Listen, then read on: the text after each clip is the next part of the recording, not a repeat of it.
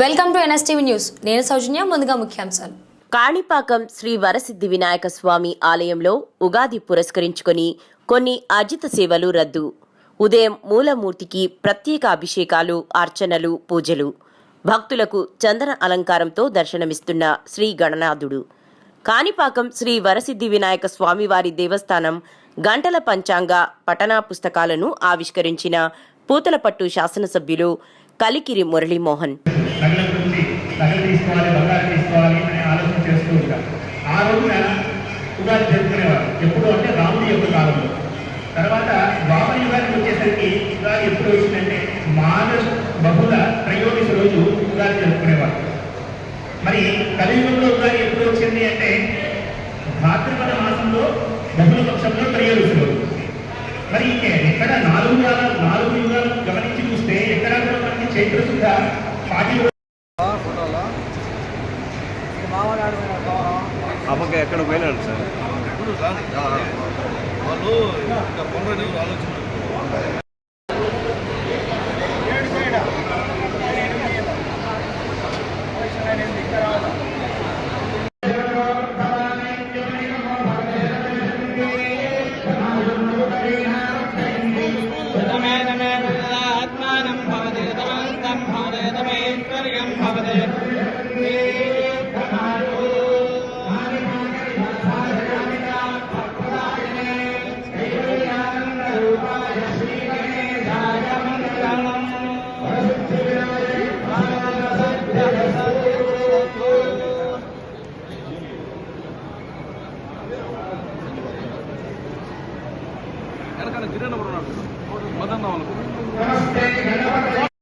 సవిస్తారంగా మన కాణిపాకం పురోహితులు గారు తెలియజేస్తారు.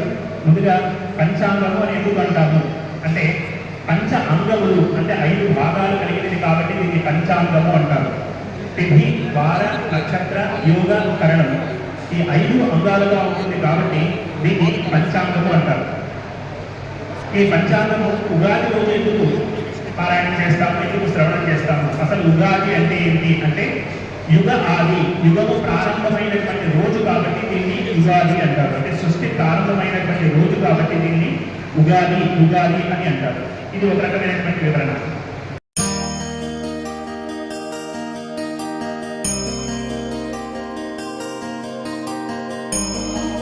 పచ్చని ఆశలు, తీయని విజయాలు కలిగిన సంవత్సరం కావాలని కోరుకుంటూ తెలుగు ప్రజలందరికీ Paramita group of schools Karimnagar వారి శ్రీ విశ్వవసునామ సంవత్సర ఉగాది శుభాకాంక్షలు.